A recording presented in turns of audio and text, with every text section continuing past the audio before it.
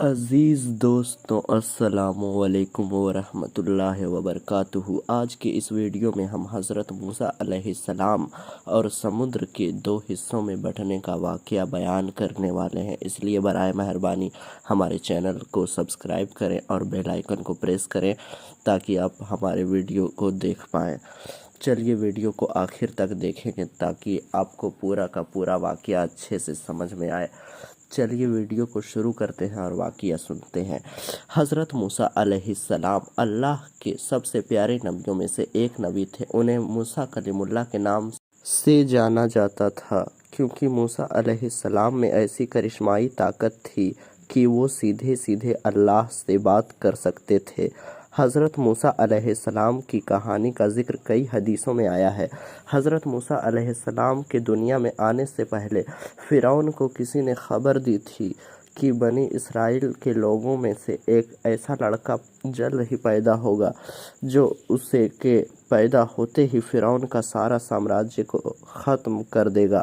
یہ بات سن کر فرعون گھبرا گیا اور اس نے اپنی سینا کو آدیش دیا کہ ہر بنی اسرائیل کے گھروں کی تلاشی کرو اور جہاں بچہ دکھ رہا ہے اسے مار دو۔ فرعون صرف بیٹوں کو مارنا چاہتا تھا، بیٹیاں ہونے پر وہ انہیں چھوڑ دیتا تھا۔ فرعون کا آدیش ملتے ہی سپاہی بنی اسرائیل کے گھروں کی تلاشی میں نکل گئے، ایک ایک کر کے ان کے بچوں کا قتل کرنا شروع کر دیا۔ حضرت موسیٰ علیہ السلام کی ماں کو اس بات کی خبر لگی، تب وہ بھی ڈر گئی۔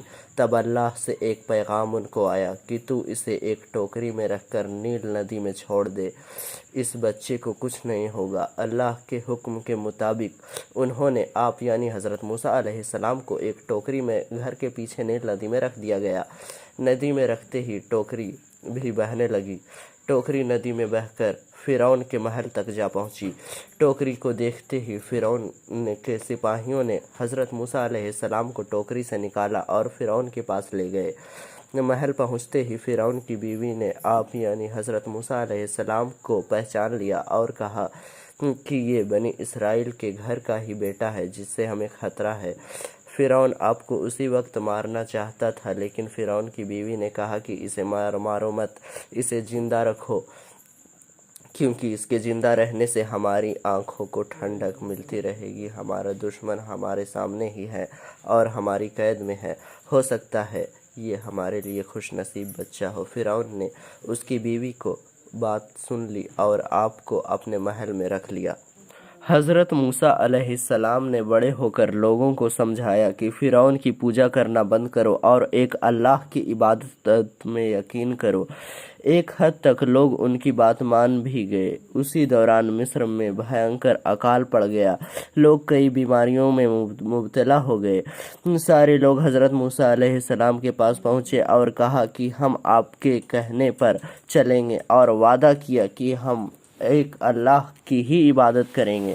جب لوگ بیماری سے ٹھیک ہونا شروع ہوئے اور حالات پہلے جیسے ہونے لگے تب لوگ فرعون کے ڈر سے واپس ان کی پوجا کرنے لگے۔ اسی دوران فرعون کے ظلم سے لوگوں کو نجات دلوانے کے لیے حضرت موسیٰ علیہ السلام نے فرعون کو چیتاونی دی اور کہا کہ وہ لوگوں پر ظلم کرنا چھوڑ دے اور لوگوں کو غلامی سے آزاد کر دے، لیکن گھمنڈی فرعون کو اس بات کا کوئی اثر نہیں ہوا۔ حضرت موسیٰ علیہ السلام نے بنی اسرائیل کے لوگوں کو اکٹھا کر لیا اور فلسطین کے لیے روانہ ہو گئے، کیونکہ وہ بھی اسرائیلی لوگوں کو فرعون کے ظلم سے نجات دلانا چاہتے تھے۔ جب فرعون کو آپ کے فلسطین جانے کا پتہ چلا تب وہ ایک وشال سینا کے ساتھ آپ کا پیچھا کرنے لگے۔ جب موسیٰ علیہ السلام بنی اسرائیل کے لوگوں کے ساتھ لال ساگر تک پہنچے تب ان کے پیچھے فرعون کی بڑی سینا تھی جو آپ سب کو مارنے کو تیار تھی اور آپ کے آگے گہرا سمندر تھا۔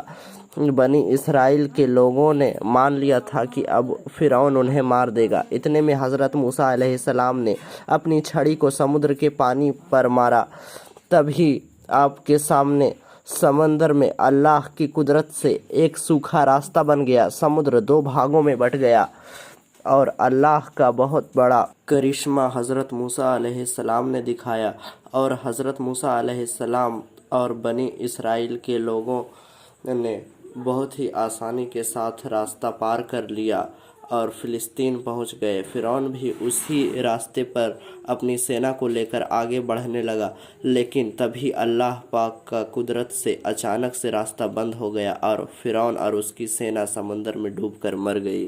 तो आपको वीडियो कैसी लगी, सब्सक्राइब करें और